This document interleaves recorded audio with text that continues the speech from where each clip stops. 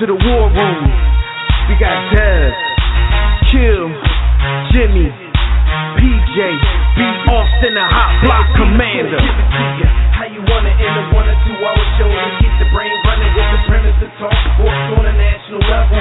Bold with the topic, sorta like the rebels. When it's game time, they like the Fab Five during prime time. Sports conglomerates speak their minds a little bit. For sports medicine and sports veterans and greats. The 4th and 26th saw the war in Kuwait. It's the war room with 5 nights at the round table. 5 Philly guys, diversified and educated.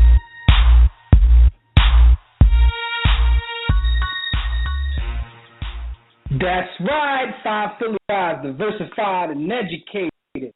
What up, sports fans? You are once again live in the War Room Sports on the WRS Podcast Network. I'm Jimmy the Blue, and I'm at the round table. He'll be joining me soon as the boy B. Austin. This episode will give our NBA season preview, talk NFL, World Series, and a whole lot more. So let's go. It's a lot of sports going on. Keep it locked right here. And if you want to highlight us throughout the show, join us right now on the JW Realty Chat Room. That's radio.com room. Or join us on Facebook, Twitter, Instagram. Everything is at War Room Sports. You can also call us directly in about 4 minutes with the Digital Extreme hotline, and that number is 323-410-0012. But as usual, our network shout-outs. We always got to give our shout-out to our network, which is WRSPN.com. Make sure you visit the War Room Podcast Network. When we're not live on air, visit warroom.com. Click right on the Podcast Network tab. Listen on your mobile app, or just go to iTunes. On comment, you got to rate us because that helps people find our show as well as the entire podcast network. As far as the network, you'll find some of the best sports shows the web has to offer. That's sports as well as non-sports. And, we have a lot of stuff on there. We had the Broad Street with Roy and Chris, Tissue and Phil and Savad, After Further with the Mayor, the No Look Pass podcast with Frank and Andy. We got all kinds of stuff going on. You can also check the listings at fatsradio.com for syndicated airtime of all your favorite WRSPN shows, including The War Room, which airs over there a few times per week. Basketball is back. One of my brothers is here. As I always say in the War Room, basketball is a religion, man. We have to call basketball La Cosa Nostra in the War Room because that's how excited we get when basketball season has arrived. Yo, what's good, man? Oh, I thought that was one of my brothers right there, but I guess I'm still going right now, from state to state. So, at any rate, man, listen, I'm excited about basketball. The season is started. Steph Curry is already. Although, we haven't even been a weekend. Steph Curry drawn. LeBron playing 16 minutes and his team still almost won. I don't know if I saw that game, but basketball season is like it. And for those who don't know, you can get the League Pass for free. The League Pass is free right now, so you might as well go ahead and watch it while you can. You know what I'm saying? But listen, it's kind of sad because I'm on the East Coast, and it's hard for me to stay awake. I'm gonna keep it a bean. But, those West Coast games be crazy, man. Boogie Cousins is playing out of his mind. Steph is out of his mind. You got a lot of good teams in the West. That Spurs game last night, the Spurs in OKC, you would have thought it was we're talking about the first couple nights, not even the first couple weeks, the first couple nights. So make sure you definitely tune in to catch what's going on with the NBA. Everybody's talking about the NFL right now because, we're into the season. We're over a quarter way done with the NFL season, and football is the religion in America overall. But here in the War Room, we're hoop heads, and ball is life, as they say. Hashtag ball is life. So make sure you check in with me while the show is going on. I know we got a lot of hoop heads out here who listen to the show, and, just hit me up and let me know what you think about the season. Without further ado, there's a lot of things that I have to talk to you about in terms of things that happened while you were on the grind. And for those who don't know, while you were on the grind, DirecTV, if you'd like a better TV experience than cable has to offer, which includes the NFL Sunday Ticket, you go to our website, which is warroomsports.com, and you want to click on that DirecTV logo. Because when you click on that logo, you get a discount that comes through us. We definitely support DirecTV for their continuous support of the War boring, and now it's time to talk about a couple topics that happened while you were on the grind. First story is this, and I'm interested in people think about this. UCLA has removed the hot tub from quarterback Josh Rosen's dorm room. For those who don't know, their quarterback, Josh Rosen, actually had a full hot tub in his dorm room. He was living it up. And like any teenager or young man, what he did was he put that on social media. Got a lot of backlash. He didn't remove it. Oh, is that my brother Dev calling? Hey, Dev, is that you? Yo. Yeah. What's good? You know, I'm filling in for a couple of minutes, man. Yo, that Josh Rosen story was funny. Did you see the pictures of his so-called hot tub? Because it looked more like a kiddie pool to me, but whatever you need to call it to make it sound hot. But yeah, he definitely was drawn. He was and whatnot. You know what I'm saying? He was chilling in his dorm room. I was more interested in the lock that he had in his dorm room. He looked like he was holding some birds and some dough back there. But I mean, he probably would have been cool if he ain't put it all on IG like that. Right. I mean, you know how it is when you're young. If you're doing something that you think is hot, you gotta spread it around, show everybody, and then you mess it up for you and whoever was having fun with you. Every photo I saw, you know, he had a nice young snow bunny with him in the tub. So, and they probably knew about it. They probably just mad that he put it out there. Like, now we got to take it from you because, you know, we tried to give you special treatment and you blew up the spot. I literally had to tell me that if you don't see on IG, it didn't happen. Yo, so that's the mentality. That's the mentality of these cats out here, yo. Like, he said, if it ain't up on IG, it really didn't happen. Like, you know, that's how we know it's real. If it ain't up on, man. That's crazy. Yeah. So that's one of these crazy stories that happen, man, while people are on the grind, man. And I thought it was very interesting because UCLA, we talked a bit before the season, but right now we're not even talking about football. We're talking about his dorm room. So, man, this is something that I'm glad you called in because, you know, you're down in the area. This is a story we saw at the beginning of the week. It's caught some Washington professional football team. And again, this is a you know, a Chewbacca, DJ, a toy, and during the game last Sunday. Like, is that how y'all get that? Is that how the young ladies get down there in the DMV, good brother? Like, you know. I read about that story, and you know, I'm married and all, but I was, you know, my first thought is like, damn, I need to go to FedEx Field more. You know, that's how they doing it in the stands. And this was during a win. I mean, now you know that the fans of the Washington professional football team are kind of hard pressed for wins, you know, in the past decade or so. So, I mean, this is how they celebrate. You get that happy when your team is actually winning a game and, you know, you start passing out, you know, Chewies in the stands. So it was an interesting story when I saw it, but then when you put two and two together, when you live in this area and you know how happy, you know, the folks, the natives get for a win, you kind of understand what's going on. Like, if they go to the playoffs, man, it might just be straight up orgies in the stands every week. It might be. Initially, it was just a picture. Then, like, video surfaced, and she finished him off, and she stood up and was like, "You like that? You like that?" I mean, that's what the video. You know what I'm saying? That's what I saw. She stood up and asked, man. Like, but anyway, man, yo, Washington professional football team, y'all off the charts right. When I saw it, I thought it was like hilarious. You can't do anything in the world today and not recognize that you'll be on someone's social media page. Like, when you're out there, we used to say that Big Brother will be watching, but, you know, we are Big Brother. We watch everything we do, so you know you're going to be on World Star, be doing something out of pocket, man. So just know that. Like, you know, I hope she got no kids. With all that being she got said, kids. In her mouth. Anyway, next story. Yo, this is our longtime heroes, man. At this point, I don't know what to say about this dude, man. Yo, is BL still on? Absolutely. When we talking about Bacchus in the stadium, come on, man.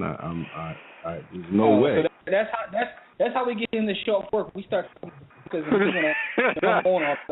Don't I get it twirly on in the studio? Never mind, man. Go ahead, man. Go ahead. I mean, that should be. We were gonna call out until he heard you talking about Bacchus. Yeah, the show Bacchus in the stadium comes out of nowhere. But what I was saying is, unless B. Austin, you had a comment on what happened with the Washington football team, that is. I mean, if you look at their last 22-year history, I can understand why that's considered a serious win for them, man. So, God bless them. I told Jimmy what's gonna happen if they make the playoffs and if they go to the Super Bowl. What's the Super Bowl city this year? Man, they're gonna turn it into Mardi Gras. Is what they're gonna do. But That's your question though, because you know how crazy the fan base is. Now there's crazy fan bases everywhere. I mean, you look what the word fan stands for, fanatic anyway. But has it historically always been that way? Is football crazy?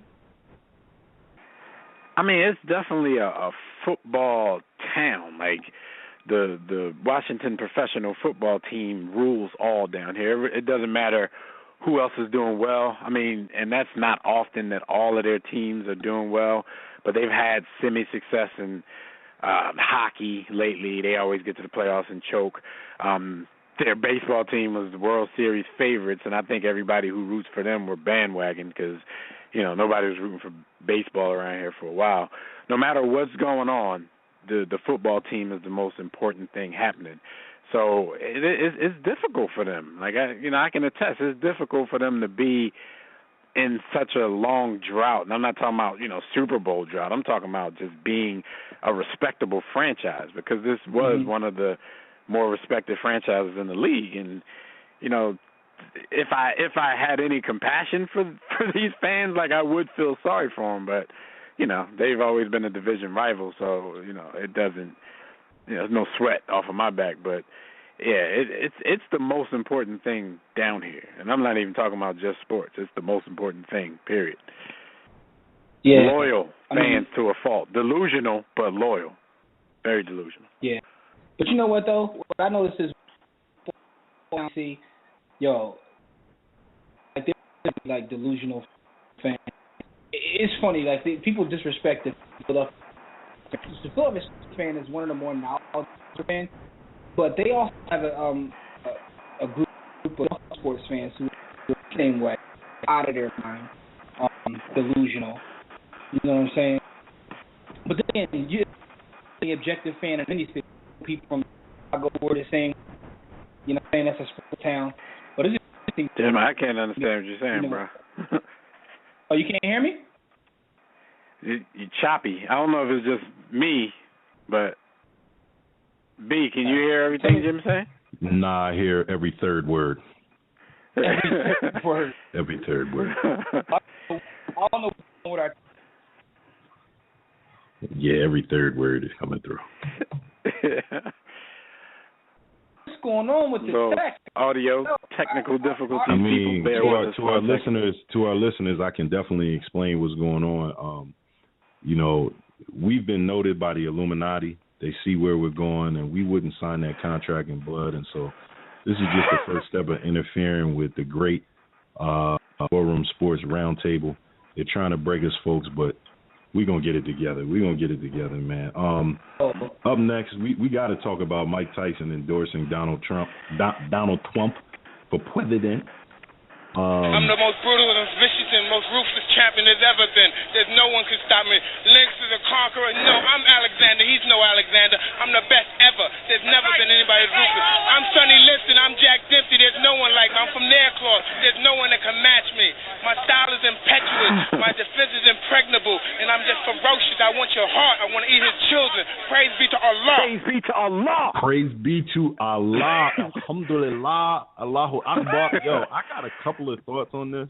But hold up, B, because I'm out, and I just before when Mike comes up, everybody know how we feel about Mike.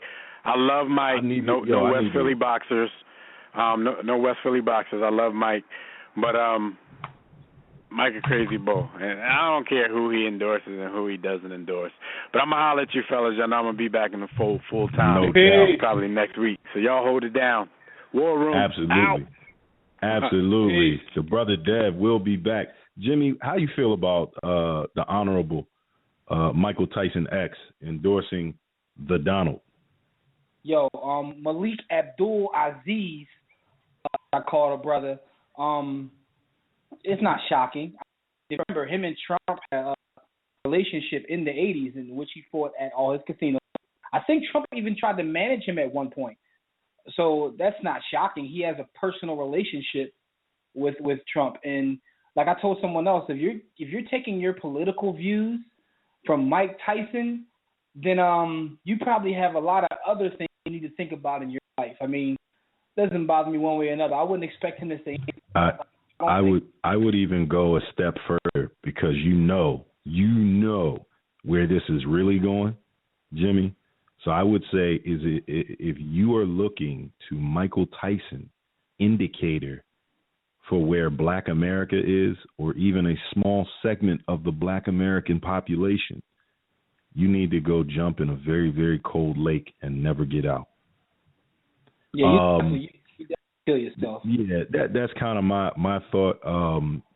Because we've got a number of Black folks that are endorsing, supporting, being a part of political views that are counterproductive to bridging the racial divide and ending the disconnect in America. You've got folks such as Ben Carson. You've got, Raven Simone. You've got a number of African American celebrities that say a lot of things that are contrary to what I would say most African American people feel, or what their views are. And then so pundits will take this and run and see this is an example in the community. See, they don't mind Donald Trump's view. They support that. No, I don't think that's a temperature check of most of society, and I won't even just put that on Black folks. I don't think most of society supports Trump's viewpoint, but I could be wrong. I mean, shout out to you, Mike Tyson. You're a favorite here in the War Room. We love you still. No West Philly boxes. Chop up Mike. But it, they don't have. Yo, we can't hear you, brother. Good brother, come right back to us. So, folks, you've heard us already making allusions to a story that's been in the news. A boxer, and if anybody in the chat room has the name, because I don't have the name handy, but I'm gonna find it for you folks. A boxer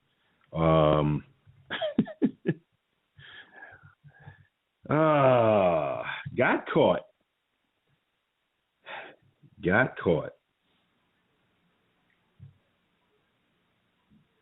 in a gay sex tape, saying he was drugged. Claimed he was drugged in order to have this tape produced. And I'm bear with me, folks, because I'm looking up that boxer's name, because I want to make sure that you have that. What's that boxer's name? Yusef Mack. So the brother Yusef Mack was caught in a compromising position in a amateur homegrown gay porno with two other brothers, and he was caught in a fallacious act, taking two to the face. The face. I switched microphones. I don't know how. Can you hear me? Okay. Now you back and you add them. Talk to me about Yusef Mack, brother. All right. Yusef Mack, that's the boxer from West Philadelphia. Philly, we taking L's this year between the Sixers stinking, Eagles stink. Meek Mill. Yusef Mack. We taking all kinds of L's this year, but he definitely made the front page of the local paper because of this, alleged act. He says he was drugged. When I heard this story, I looked at it from a lot of different angles. No Yusef Mack, but because he said he was drugged, and I know there were a lot of specialists who work with the different drugs used in rapes said that it's possible. But then I saw people who said they saw the tape and was like, "Yo, my man was taking 2 schlongs in his mouth and tonguing other dudes. I don't know how obvious you got to be." Listen, I'm gonna keep it a beam. I'm gonna keep it a beam based on what you just said. Let me finish the point though, because here's my thing, right? The story is that he needed a couple dollars. Someone asked him that he wanted to be in a porno. They would give him $4,500 to jump in the joint. He thought it was, supposed to be some chicks. When he got there, it was chicks there. He said he was nervous even though it was a room full of chicks, so he asked for a drink. Next thing he know, he woke up back in Philadelphia because he went to New York to film. Now, then somehow someone saw this tape and, started spreading the rumors, and it grew and grew and grew. My point, my first question I had is, we don't believe you. You need more people. That may be one, but my second question, and probably my first question is, y'all dudes that caught him in this, what were y'all doing watching it? Yo. So my mind is like, what were you doing watching? You caught boy. But anyway, man, the story sounds fishy because of the act that he was engaged in. I don't know what kind of drugs they got out there because, if that is true, man, I feel sorry for him. But it sounds a little sus. It sounds like my man was really down and out on his luck, and he did. Because here, if you look at the entire story. You are gay. The boy had 10 children by various women, right? So, I don't know whether he was trying to, prove to himself that he wasn't, and so he just kept knocking up chicks, or whether he was struggling for money and he literally was willing to do anything. I got another thing for you, brother, man. Listen, number one, I stayed as far away from any possible contact with this tape because I just can't. Just like you said, whoever the dudes are that saw this tape, why were you watching? So what I did was I spoke to a few of my sisters who saw the tape, and they have experience in the acts that he was performing, so they can speak to it from a more authoritative position. And they said, listen, man, you don't, regardless of whether you're under the influence, you don't perfect the techniques that he was displaying with one time, or even 2 time, or even 4 time, or even half a dozen actions. Like what they said to me was that this guy had no gag reflex and the ability to go. I said, sis, thanks. I don't want that image in my mind any longer. So I will ask you to cease and desist with your descriptions. But suffice to say, I've talked to some of our young ladies who are coital exercise experts, fellatio specialists, and they said there's no way that this was the first time. Now, on top of that, another picture came out with this gentleman, Yusef Mack, in a picture, butterball, with 2 other dudes that weren't in the flick. So this isn't his first rodeo. That picture that dropped, that wasn't the thing? That's a new one? That's a new one. That's two new dudes. I saw someone posted on Facebook today, but I thought that was the same thing from the video. It's not the same. It's not the same gentleman. It's 2 new dudes. So this guy has been getting around. Then the other thing that I wanted to say is that there are homosexual males that like women. They enjoy all aspects of they're willing to, man, woman, child, animal, doesn't matter. It's all about the feeling. Yo. Yeah. So savage. So that was in the news, and I don't know what to make of Yusef Mack. Honestly, what it really boils down to, and this was shout out to a couple of are coital experts. These young ladies said they're not mad that he enjoys licentious acts with other gentlemen. Why'd he lie? Why didn't he just come out as the first gay boxer? It would have prolonged his career and been worth billions.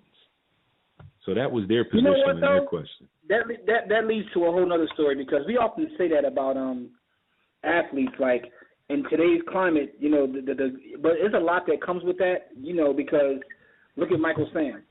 Not saying that Michael Sam, you know, was a great player, but it takes a little bit of talent to win Defensive Player of the Year in the SEC. Meaning that even if he wasn't a great player, he was on his way to being at least a pro. Not even a solid pro, at least a pro. But everything from what you read now, when he came out, he couldn't handle it. Pause. No West Philly boxing, but he couldn't deal with all the pressures of being that person. So, you know, I'm not saying this dude. I don't know what's up with this dude, man. Some dudes are just freak balls, man. They weirdos, man. So, you know, that story is just crazy. It doesn't make sense. Going back to real quick what you said about Mike Tyson, and what you said about Raven-Symoné and, you know, all of those people. My point was, we don't have to agree as long as there's, like, you know, logic and thought behind why you feel the way you feel. My problem with, like, say, such as a Raven-Symoné, Mike Tyson, I hold it to a different standard because he feels whatever Mike feels at that time and has no thought behind it. But Raven is the same way. She doesn't seem to put any thought behind how she feels. You do what I'm saying? I have no problem with disagreeing with anyone. Mm-hmm. But give me a sound argument is all I'm saying. Just give me a sound. Even if we end up agreeing, give me your argument. Some of these people out here, you know, are trolls and just want the attention. You dig? Yeah. I can respect that. I can respect that position, and I definitely would endorse it as at least one of merit. Have some logical, well thought out idea to articulate in support of where you fall. Got it. Yeah, I agree. Now I can argue that a little bit deeper to say, as a person with coming from your culture or background or history in this country, why would you feel comfortable siding with that? But that's a whole nother conversation. I get where you're coming from. I get. Because even if Mike, because my thing is, even if I disagree with you, suppose Mike would have said, "Listen, I know him personally, and this is more beneficial for me personally." I would have been like, "Damn, you was so." I would have had all kinds of thoughts about it, but at the end of the day, at least you know what I mean, like. Because people feel the way they feel based upon all sorts of reasons. So my thing is, just let me know why, as opposed to just saying some off the wall stuff, man. Another story, Glenn Rice Jr., who was considered a great NBA prospect at one point, is in the news, and it's not for anything basketball related. He was injured by a gunshot to the leg and then arrested for possession of 240 grams of marijuana. It took place at a restaurant co-founded by T.I. T.I.'s restaurant. Tip's restaurant. I don't know why that's important, but when you read the different stories about the incident, like T.I. has nothing to do with it at all, but they like put that in the headline at T.I.'s restaurant. Now we know T.I. You gotta move this content with the sensational, brother. Gotta move it. We know T.I. engages in having the artillery, but he really has nothing to do with the story. But little bit of context. We don't know Glenn Rice Jr. personally, nor have we heard from him, in the media, but patterns and behavior, right? So Glenn Rice was kicked off the Georgia Tech basketball team for being arrested with an illegal handgun, and guess what else? A lot of marijuana. Okay. So this and the person that was with him this time, when he caught a hot one in the leg, was also with him the last time in 2012 or 2013 when he was arrested for similar charges and got kicked off the Georgia Tech basketball team. So this is his crimey. This is who he puts in work with. And in some way, shape, fashion, or form, Glenn Rice has a relationship with the cocoa. He's in love with the cocoa. And he gets it for the Lolo. and he was rolling with his cholo. So, you know, that's what happened. Yo, man, it's sad because I remember his father, man, more so than him. But that's the only reason we're even talking about him, because of his pop. Let's keep it real. Like, if he was anybody else, and you know he didn't make it, he had some game though. Yeah, a little game. He's not in the league because. But listen though. Work ethic. Yeah, but here's my thing though. If he wasn't Glenn Rice Jr., would we be talking about him? There's a lot of dudes that's not in the league because of work ethic. They just don't have the name Glenn Rice Jr. My point was, his father is literally, in my lifetime, one of the 5 best college players I've ever seen play. Like, real talk, like in terms of college. When I saw him play in college, his pop, like, I thought that, first of all, he was ringing and he was a grown man and he shouldn't have been playing with them kids. Like, even when they played superior talent as a team, he played at Purdue. And I never forget when they played Duke. And, you know, Duke was Duke back then. They were really Duke back then. I'm talking about Leitner, Hurley, Grant Hill, that Duke. And my man Glenn Rice went out there and played with a bunch of midgets and hung like 40 on them. Like, it was nothing. And yeah, I thought Glenn was tough. Glenn was tough on the offensive side of the court. Even in the NBA, I would consider him a top 30 shooter of all time.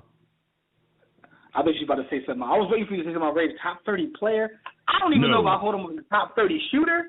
No. But, top 30 pure shooter, yeah. Because he wasn't scoring any other way. He could only jump over a nickel early in his career. He couldn't really lead the earth. True. So he could score, and he would hang. He would hang 30 on you monthly.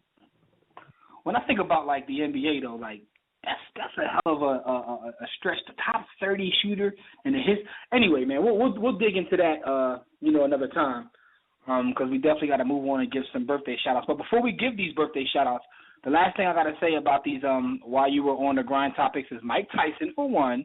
Josh Rosen, not for having the hot tub, but for getting caught because you don't know how to leave social media alone. In terms of the lady at the Washington professional football team, I'm going to leave you out of this. Yusef Mack, you're definitely in this. And Glenn Rice Jr., all of you. You should be ashamed of yourself, the way you carry yourself. Brother B. Austin, it's time to give some birthday shout-outs. You absolutely know it. Do you or your business need a custom website? Well, for dynamic, professional, and most of all, affordable custom website solutions, you need Digital Extreme Technologies. No need to break the bank for an effective online presence. Top quality, results-driven websites at incredibly affordable prices. Financing options are also available. Visit digitalextremetech.com or call 267-205-4203. And for a discounted rate, be sure to tell them that the brothers at War Room Sports sent you. Birthdays. Let's let them know. Yo, you ready for these birthday shots? You want me to do it or what, good brother? Oh, no. Birthdays are definitely on me. Birthdays are definitely on me. First birthday up, Maurice Claret turns 32. Travis Henry, the man with 1 million kids, turns 37. R.A. Dickey turns 41. Mr. Wonderful, Paul Orndorff, turns 66. We'd like to give these gentlemen a nice big War Room salute on their birthday. Definitely, man. Yo, you said Mr. Wonderful. People don't even understand how amazing Paul Orndorff was, man. Paul Orndorff was that guy. And he was feared. Yeah, he was like that Paul guy. Orndorff. Anyway. People don't realize Paul Orndorff would go backstage in WCW, WWF, and wreck shop back in the dressing room. You didn't want no problems. You did not want no problems. Backstage, yeah, man, and wonderful.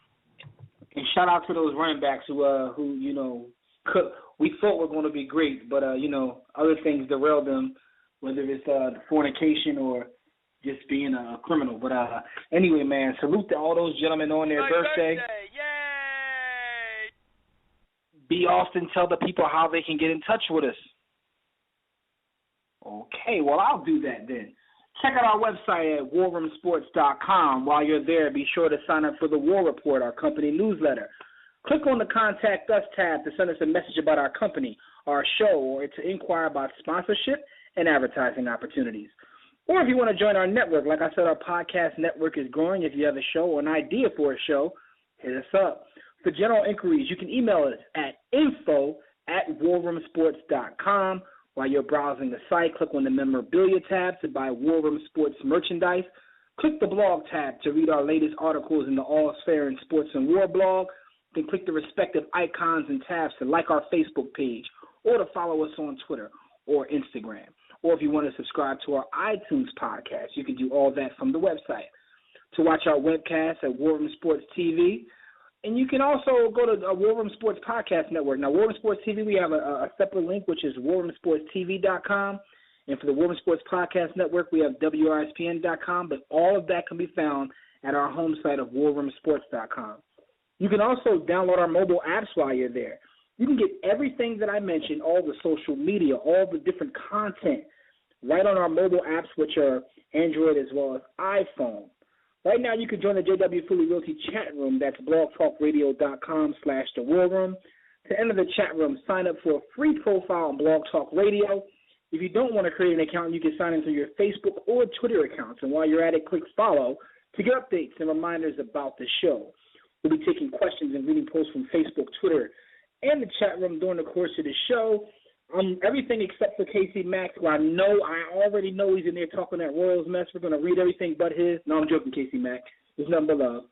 To call and speak with us, dial the Digital Extreme Technologies hotline at 323-410-0012.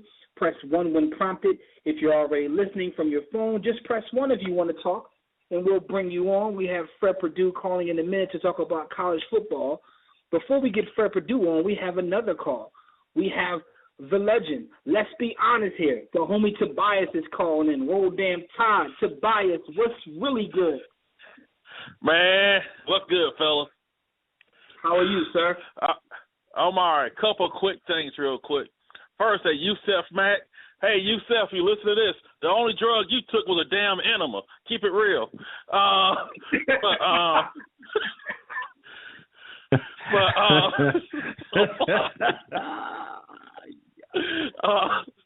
But Mike Tyson.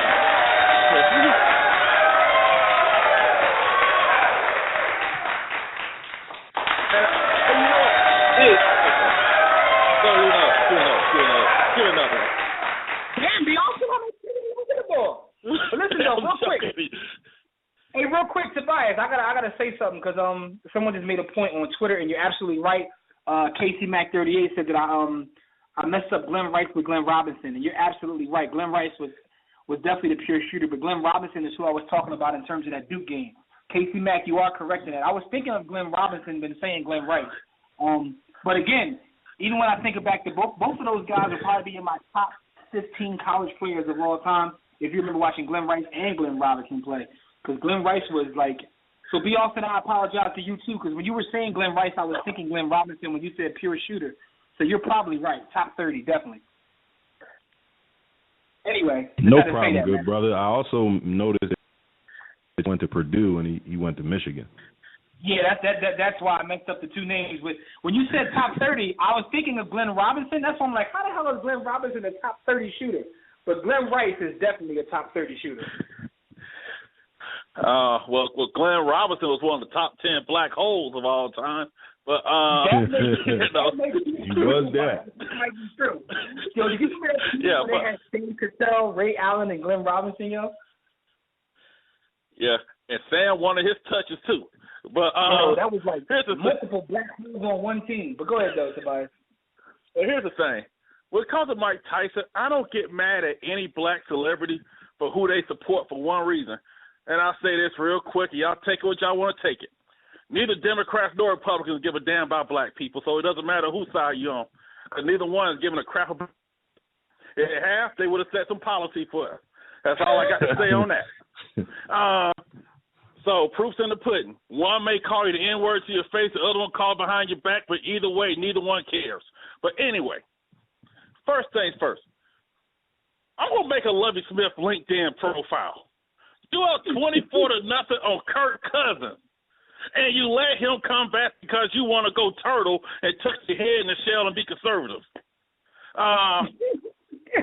So, Jameis, because here's a little thing that people don't want to say because you can tell he's doing good because the haters have been hiding. Jameis Winston has been playing some good ball these past couple of weeks. People don't want to admit it. Tobias, real quick, in terms of that Buccaneers and Redskins game, though. You like that? You like that? Let's keep it real here, guys. My team sucks. Let's just keep it real. The quarterback was Dillon. I'm not gonna lie to you. But that secondary, like they're playing flag football out there. But the thing is, Jameis is the one, though, man. He is the one. Tobias, let me put you down with this theory that we have, right? We were talking during the game, but we have this theory in terms of the black quarterback, right? We believe that Warren Moon was the god, and we also believe that Steve McNair was his son, and we think that Jameis Winston may be the Holy Ghost. We're not sure yet, but he might be the Holy Ghost. So, you know what, though? Warren Moon was never mentioned among the top quarterbacks ever. I never seen a quarterback throw a prettier ball than Warren Moon. He's never mentioned. That right there means you don't listen to our show because I just told you we call Warren Moon the god, man. Oh, listen, man. Y'all do. But I'm like, this dude's better than Dan Marino. Yeah, I said it. Whoa. Warren gets his due over here. I think that had Warren Moon with his talent come in the league today, man, we wouldn't even be talking about Tom Brady, the big head fella in Denver, maybe Aaron Rodgers still, but we would, because Warren Moon was that dude, man. He really was. But back to Jameis and your squad and Lovey-Dovey. Lovey-Dovey. Talk to us about Lovey-Dovey. Hey, all I got to say is Lovey better get his suit game on fleek because he's going to be doing on NFL Network next year the way this is going. I always stay on fleek. But think about this. Jameis Winston has played some good ball this year. When he's been bad, he's bad. But Marcus Mariota's actually turned the ball over to Jameis Winston, and that's what Marcus Mariota missed the game last week due to injury. But nobody wants to bring that up or that he hasn't really done too much since that one game against Tampa where he threw the ball 5 yards and his guys made a bunch of that horrible defense miss. But No, Jameis is playing better, but Jameis is going to make mistakes because he's a rookie, but he's making rookie mistakes. But he's also showing flashes that he can play in this league. So, we're still holding out hope that he's going to be that guy. Jameis Winston makes touch throws into windows like he's been around here 7 seasons and smokes cigars. Like, the throws that he makes and tries are throws that you and I know that there are certain quarterbacks in the league still to this day that can't make those throws yet. So sometimes, he's going to be late with a throw. He's going to be overconfident because his confidence is on 12 out of 10. So he believes in his arm strength. But I think that he's possibly the best QB in that NFC South, not named Drew Brees. But see, the thing is, though, and this is why I was telling people, I said defensive linemen bust more in the draft than quarterbacks. For instance, the Houston Texans had a pick at quarterback. Bridgewater's playing some good ball. Bortles, he's hit and miss with Jacksonville, but you see some flashes there. What the hell's Jadeveon Clowney done? Now, I think he's in the wrong system. He's on the wrong scheme. All right, now, why don't you ask Fred? He's coming. That's his Fred agent. is on the line getting ready to come on, and That's Fred his agent. was actually Jadeveon Clowney's agent. He gets mad at us for clowning him about Clowney, but the reason we do that is because he was literally Clowney's agent. So I know Fred's going to be coming on. He wants some comments about what you said, but Clowney was injured. Now, even though he was injured, Fred guaranteed us that Jadeveon Clowney would be better than Lawrence Taylor, Reggie White, and Derek Thomas combined at the same time. But by the way, guys, you know what, guys? Because I know I'm getting afraid, but y'all know what, though? The issue is not even picking Clowney. You need a quarterback. You need a quarterback. And I know Fred's counter to that is there's no quarterback who is worth the first pick, and I agree with that. But they have a lot of holes. They could have traded down and picked up a quarterback and got some other pieces. The thing about the draft, if you look at teams that draft well, teams that have built championships through the draft, most of the time it's not having a top 5 pick. It's about being able to get guys throughout the entire draft. They get busy in the 3rd through the 6th round. They get busy. And having a quarterback. Yeah. And see, also, what I don't want to understand is you got to have the guy. Because you got to have the guy. Because I bet this Peyton Manning, your boy in Denver, when he was in Indianapolis, besides the Marvin Harrison, the Reggie Wayne or whatever, he didn't have great talent. He elevated. Even Brady. A lot of those receivers left Brady. They're probably parking our cars when we go out on the weekend. No, I get that. But here's the thing, though. The thing is, I guess they thought the same way Fred did, because Fred, I'm going to give you Fred's exact quote. This is not even joking. Fred said that Clowney was a generational player. So, he damn sure did. Generational plus. And Fred, we're getting ready to get Fred on so he can defend himself, because I'm not trying to play Fred. He said that episode 200, an hour and 44 minutes in, I did my research. I got the file. A generational player. If you think that he was a generational player, right? If you thought that, that's how you graded him at that time, he's a generational player, then I can see taking him. And the reason I say this is because you put a generational player on the same line with Watt, the way he was playing at the time, and you think that you're going to have like the best D line, and they went out and got big Wilfork in the middle, but at the end of the day, their secondary is poo-poo. Yo, their tackling is poo-poo, and their secondary is terrible. It's terrible. Clowney didn't want anything. I don't want to give him the excuse. He got injured. Like, he did get injured. But a lot of people who we consider all-time busts, they had injury problems. Problems are Jimmy, I think the talent is there. I don't even think the injuries will get in his way. I think the issue with Jadeveon Clowney is he doesn't really have the dog. Like, he doesn't really have the dog. He has the talent. He's like a watered-down Javon Curse with a little bit more weight to him. And here's the thing. It's hard to be a watered-down Javon Curse because Javon Curse didn't really have the dog in him either. So that's kind of where I see. Here's the thing, though, Tobias and B. Lawson. Because me and Fred were having this debate in the course of this past week, I went back and listened to the shows leading up to the draft as well as the draft night show. And Fred had said it as well, but Fred said he wasn't worried about it. And some other people did as well. They said that the knock on him was he wasn't a hard worker. Naturally talented, but he wasn't a hard worker. So some people thought that coming into the league that would change. But I mean, to be honest, I don't know how hard he works. I know when I watched on the HBO, John, he looked like he wasn't even working hard for the camera. My thing is, if you ain't gonna front for the camera, at least front for the camera. If you ain't gonna front for the camera, what do you do when the camera's not on? That was my thing. Hey guys, you know what? Cause I know you got to go, but see, Jadeveon Clowney ain't that smart because you're supposed to work hard and then slack off after you get that second deal. After you get the contract. He's like, I ain't even worried about the next contract. They're going to give it to me because I'm 6'4", I'm 275, and I run a 4.5 40. See, that's the thing. You know what? College football is about athletic talent more so than the cerebral aspects of the game. You have NFL talent in the NCAA, but you don't have NFL effort and NFL mind. So now with him, I think that people got all caught up because the underwear Olympics. I mean, let's face it. Now the way the draft is marketed, the underwear Olympics are an exciting time for these guys that fawn over dudes that look good in very, very tight clothing and their underwear running around doing drills that will never have any relevance on a football field. So he won the underwear Olympics, and people bought into that. That was the thing. Yeah, and I'll say this before y'all go. I know you got to go, but the issue with him, I think, is he was probably always the most physically gifted guy since he probably started puberty. And so he relied on their physical gifts. And so when you had J.J. Watt here, who was pretty much a self-made guy, wasn't highly touted, wasn't mostly thought of until like a couple years into school, and he kept working hard, kept having that chip on his shoulder. I believe that may be some of the issue a lot of defensive linemen like him who are really highly regarded. But I know you guys got to go, man. You guys have a good one, man. All right, thanks for the call, as always, man. We'll talk to you next week, man. Salute. And hashtag let's be honest here. Come on, man.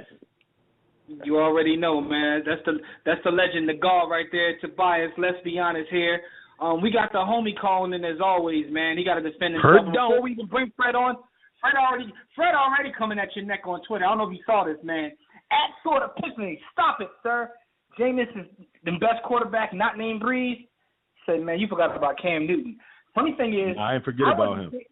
I wasn't even thinking about Cam Newton. You said the NFC South, right? Isn't that the Falcons as well? You think he's better than Matt Ryan? And I'm not Matt Ryan throws the ball to the other team, Jimmy. Do you think I'm talking about right not projected to be? I'm talking about right this second. Yeah, you would right take now. Jameis or Matt Ryan. I was utilizing the sensationalism. Okay, well, we should be honest. Yeah, I was just getting. The word is bias. Let's be honest here. Let's be honest here, right? Hashtag. He's probably not better than Matty Ice, but Matty Ice isn't really good enough to have a nickname that's that hot, because Matty Ice is dependent upon having a freak on the outside and a very good system. I don't think Matty Ice is really So I think that you give Jameis 2 good seasons of hard work, and with the confidence that he has, yeah, he'll usurp that pretty quickly. I do notice you stop the Roddy White, the big enough Roddy White. Like, thank you for that. Roddy's not getting the rock. Roddy's not getting the rock thrown his way, so he's not getting the opportunities that he should. Let it go, man. Like, Roddy was once that guy, but no, he's not that guy no more, man. He's a glorified Harry Douglas. With that being said, man, let's get the homie on the line from About.com Sports. My man is one of the hardest working men in college football. Very knowledgeable. Let's get Fred Perdue on the line. Fred, how are you, sir? What's going on, Freddie. fellas? B. Austin. Stop it, Freddie. sir. Stop it, sir. Cameron.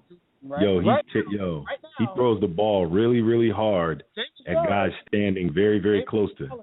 That's called no touch. Stop it. You should. Can I get a shame? Because you need to be ashamed of yourself, dog. Not at all. He's trying to give you the JoJo award.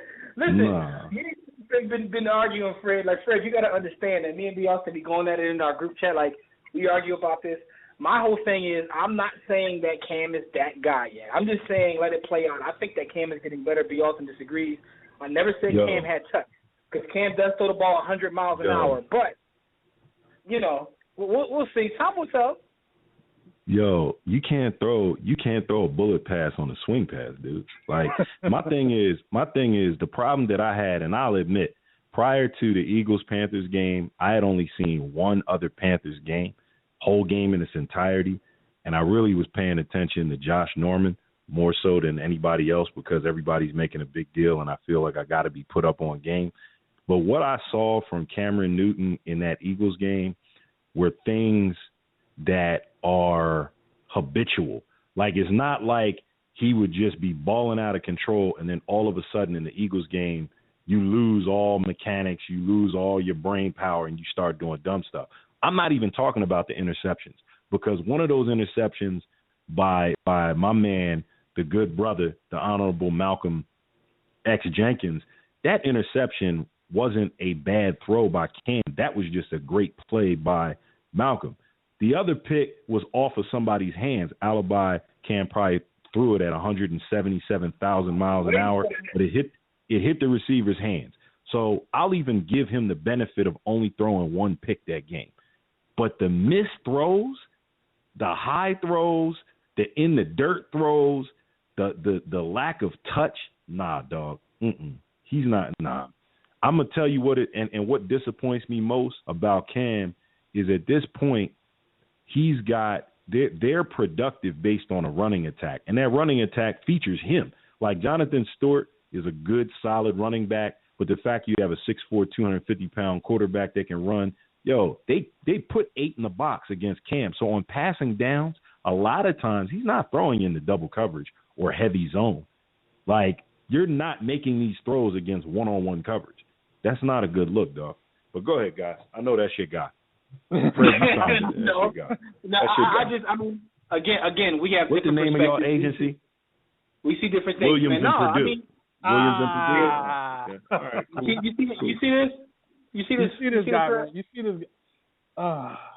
Anyway, Fred, listen, man.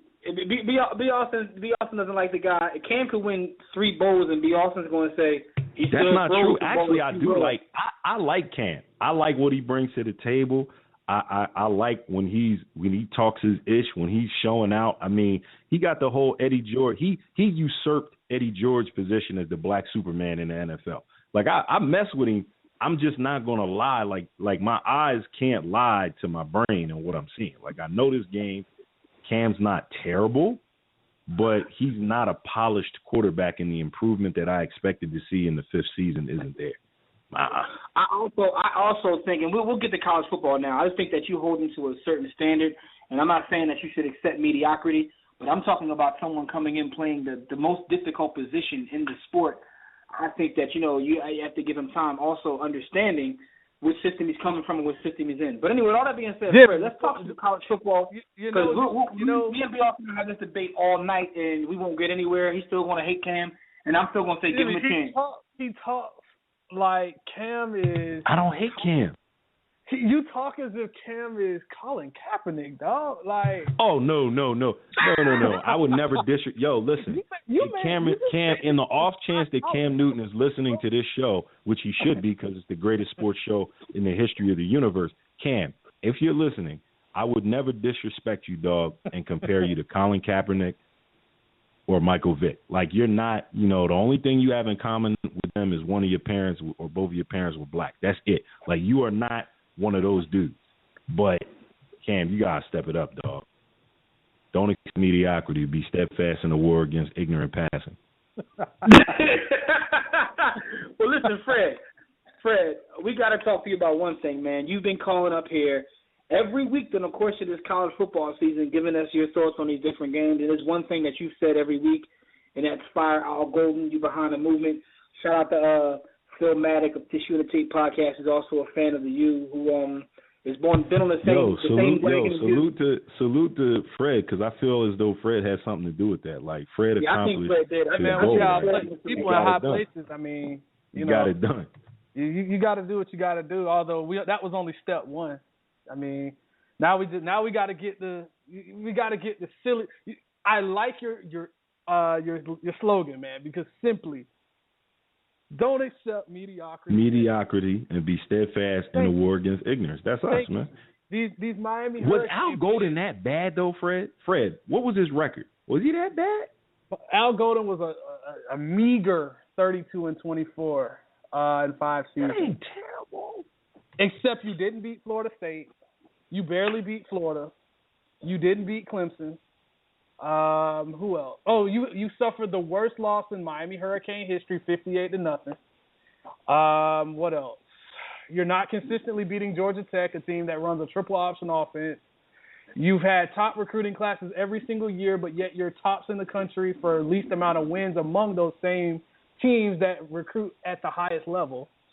Do I need to keep going? Do I really need to keep going? No, but you know what, Fred? Here's one thing I noticed, like just doing a little bit of research about college football. I don't profess to be an expert like yourself, but I noticed that when you coach at certain schools, you can lose one game per year, and if you lose that game to a certain team, they still want to fire you. My example is that if you say for instance you coach Michigan, ask Nick Saban.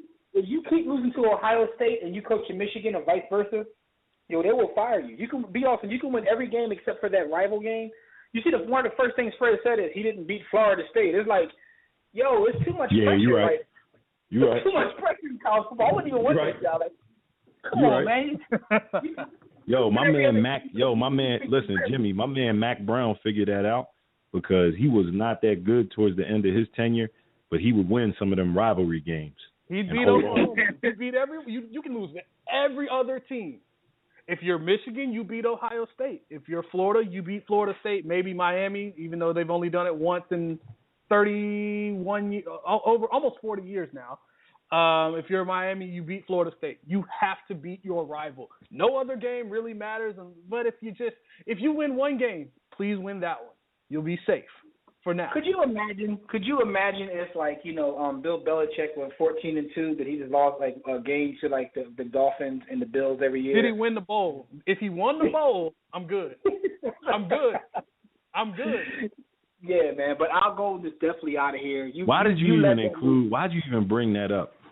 Yeah, why'd you? I shouldn't have. For us to hear this, for him to do a Yusef Mack on air to his man Belichick. As soon as I bring up Bill Belichick, Fred goes to his laptop and puts X videos on. But listen though, wow. In reference to him losing his job, who are some of the top candidates? I saw some crazy names out there. I saw that B. Austin's homie Ed Reed is even trying to get the job. He don't comb his hair. He can't coach. Some of the realistic candidates, realistic guys, because we know Butch Davis isn't coming back. We know Mark Richt, the former Miami Hurricane quarterback who sat behind Steve Walsh, believe it or not, is not coming. Why would you leave Georgia, where you're winning 10 games a season? Why would you go to Miami? Why? The realistic coaching candidates would be Justin Fuente, the head coach with the Memphis Tigers. He's done a great job there. He's a B-level guy. If you want a guy to bring the program back, fire him, and then get an elite guy, sure. Mario Cristobal, former Miami Hurricane, assistant with the Alabama Crimson Tide, hasn't proven anything but getting T.Y. Hilton to the NFL while he was at FIU, winning 9 games. Sure, if you want to bring in a Miami guy. For me, I look at guys like Kirby Smart. If you want a great pick, an elite pick, Kirby Smart, Alabama defensive coordinator, been harping his name for a while now. He brings in that style of defense, that 3-4 style. He actually knows how to recruit for it. He actually knows how to run it. Sorry, Mark D'Onofrio, you do not know how to run that defense. He's going to be able to recruit. He's also going to be able to keep your team out of trouble. Miami also just had a guy arrested, Michael White's defensive line. He was arrested, if I remember correctly, it was for domestic violence. So that's not good on the end of one of your coaches being fired. You're having now the asylum is the inmates are running the asylum. Todd Herman, the former offensive coordinator for Ohio State, he was the guy that orchestrated Braxton Miller, as well as J.T. Barrett last year. Now he has Greg Ward Jr., who he says is a poor man's version of Braxton Miller. If you haven't checked out Houston, make sure you check Greg Ward Jr. out. He's a really good quarterback, at least for the college level, B. Austin, because we know between me and you, we have 2 levels of quarterbacks, and not everyone gets in the NFL. And last but not least, of course, you're going to hear names such as Steve Spurrier, Larry Coker coming back, Ray Lewis, of all people, who has 0 coaching experience, Butch Davis of the many. Leave my uncle out of this. Leave my family out of it. Ray can coach if he needs to coach. He'll inspire. Yo, man, I just want to say real quick, to bring up Ray Lewis, I want to shout out Ray Lewis and shout out to the roofer that cuts his hair. But all those names, Fred, who is your top guy? I heard a couple guys you said you wouldn't mind. Who's your top pick from a fan perspective? If you gave me control of the University of Miami's bank account for one day, I would hire Kirby Smart as my head coach. No questions asked. No questions asked. Okay. Simply put, he brings that Alabama mindset, what Nick Saban has instilled. Bring Mario Cristobal along as your offensive coordinator. There you go. You have your Miami guy. Please fire all other people on this staff because they don't know what they're doing. Please bring in some guys that know how to coach defense. Kirby Smart's going to be your head guy. He's a defensive guy, but there's also room for another. All the other pieces are irrelevant because you're going to be able to bring that head coach brings instant credibility to your team. He